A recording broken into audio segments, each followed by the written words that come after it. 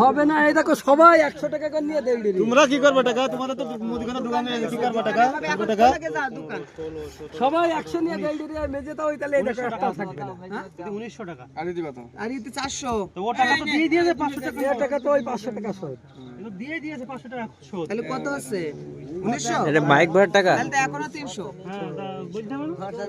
Mic ভাড়া 300 টাকা বলতে নেই। 300 টাকা দিতে বলো। কত হচ্ছে হিসাব করা আগে? 7 8 9 10 11 12 12 আর 14 আর 5 1900 টাকা হচ্ছে। আগতি ও টাকাতে এই 500 টাকা নোট তো ভাঙটো করেই নিলে এটা। ওই 500 টাকা নোট কারো আছে নাকি? ওটা তো ভাঙ। টাকা দাও।